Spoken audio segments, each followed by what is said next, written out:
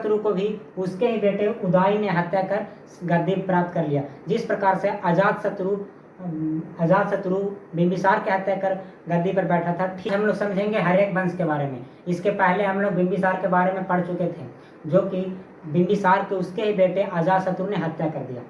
उदय का बेटा नागदशक जो कि एक अयोग्य शासक था, तो नागदशक के उसके ही सेनापति शिशुनाग ने हत्या कर लिया और इस प्रकार हर्यक वंश समाप्त हो गया और वहां से शिशुनाग वंश की स्थापना हो गई। अजातशत्रु अपने मामा प्रसेनजीत की पुत्री वजीरा से प्रेम करता था।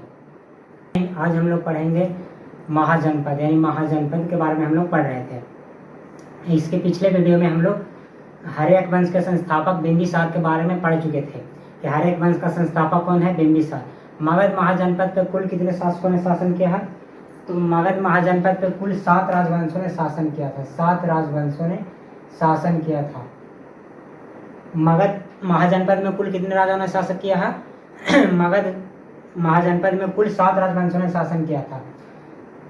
हर्यक वंश, इसका ट्रिक क्या बताए थे? हसीन मशूक शाह, हसीन मशूक शाह। इसका ट्रिक क्या बताए थे?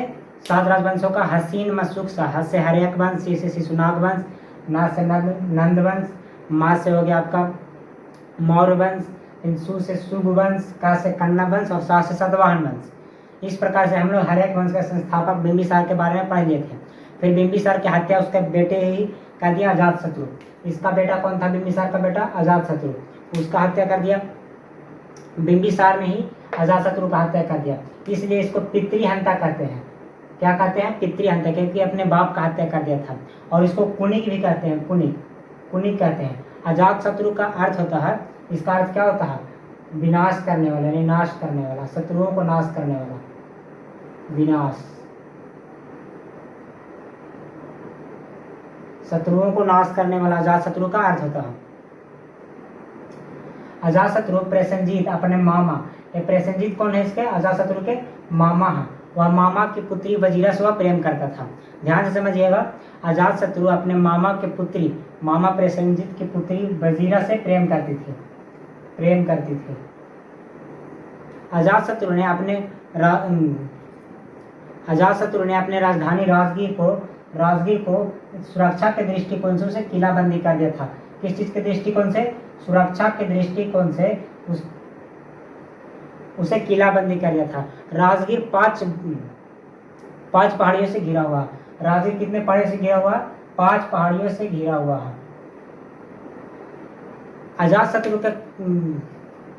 अजातशत्रु के दौरान महात्मा बुद्ध की मृत्यु हो गई थी। अजातशत्रु के कार्यकाल के दौरान ही महात्मा बुद्ध की मृत्यु हो गई थी। अजातशत्रु का कार्यकाल कितना से कितना था? तो 492 से 460 ईसा पूर्व, 492 से 460 ईसा पूर्व के बीच था। इसी के बीच में महात्मा बुद्ध की मृत्यु हो गई थी। साथ ही साथ पहली बौद्ध संगीति भी किसके काल में हुआ था? पहली बौद्ध संगीति राजगीर में हुआ था, सतकर्णी गुफा में। पहली बौद्ध संगीति राजगीर में हुआ था, सतकर्णी गुफा में, अजातशत्रु के काल में। ध्यान समझिएगा, पहली बौद्ध संगीति सतकर्णी गुफा में हुआ था अजातशत्रु के काल में।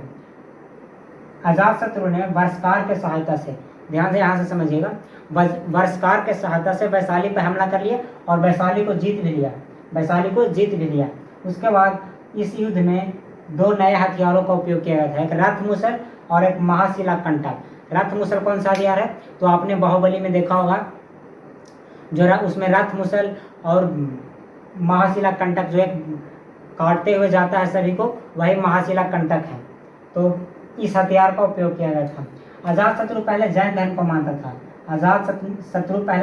मानता था। उसके बाद में वह बौद्ध धर्म को मानने लगा। बाद में वो क्या करने लगा? बौद्ध धर्म को मानने लगा। अजातशत्रु ने लगभग 16 वर्षों तक शासन किया था। लगभग 16 वर्षों तक मगध पे शासन किया था। अजातशत्रु ने लगभग 16 वर्षों तक मगध पर शासन किया था। इसके 2 पुत्र थे, एक उदयभद्र और एक उदयी। इसके 2 पुत्र थे, कौन कौन? एक उदयभद्र और एक उदयी। और उदयी ने ही अजातशत्रु को हत्या कर दिया। हत्या कौन किया?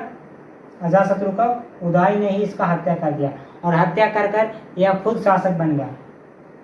उदय ने भी अजातशत्रु को हत्या कर गद्दी पर बैठ गया और हत्या कर 492 ईसा पूर्व में वह खुद शासक बन गया। फिर उदयन आता है, वह 492 ईसा पूर्व से 444 ईसा पूर्व तक शासन करता है। उदयन को भी पितृहंता कहते हैं। उदयन को भी क्या कहते हैं? पितृहंता, क्योंकि यह भी अपने पिता का हत्या करके राजगद्दी बना। इसको बौद्ध धर्म में क्या कहते हैं? पितृहंता। अजातशत्रु का माता का नाम पद्मावती था। माता का क्या नाम था? पद्मावती। अजातशत्रु बोले, उदयन के माता का नाम था पद्मावती।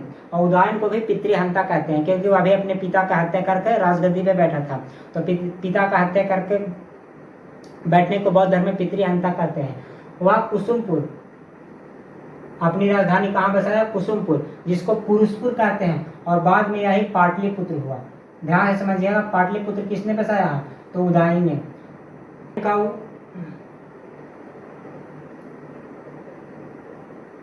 उदयन का एक और नाम था उदाई।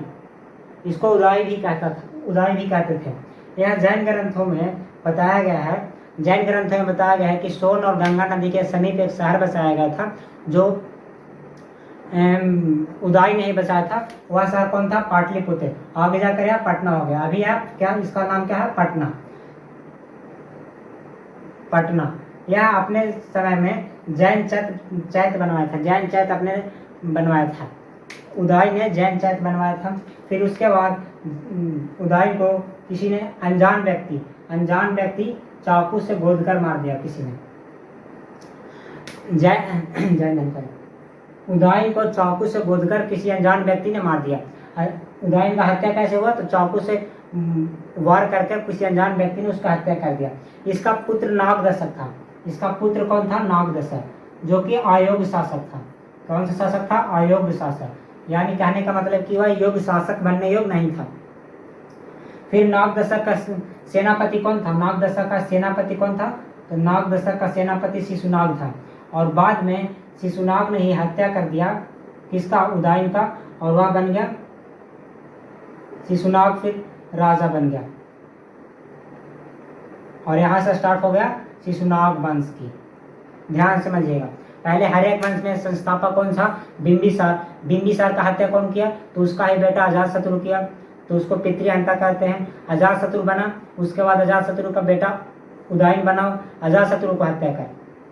बिंबिसार का हत्या अजातशत्रु किया, फिर उसका बेटा अजातशत्रु का बेटा उदयन ने अजातशत्रु को हत्या किया। और उदयन को किसी चाकू से गोदकर व्यक्ति ने मार दिया, अनजान व्यक्ति ने। और उदयन का जो बेटा नागदशक था, उसको वह शासक अयोग्य शासक था, और उसकी सेनापति शिशुनाग ने ही उसकी हत्या कर दी। और यहीं से चलकर शिशुनाग वंश की स्थापना हो गई। इस प्रकार से हर एक वंश समाप्त हो गया। अब हम लोग पढ़ेंगे शिशुनाग वंश इसके अगले क्लास में।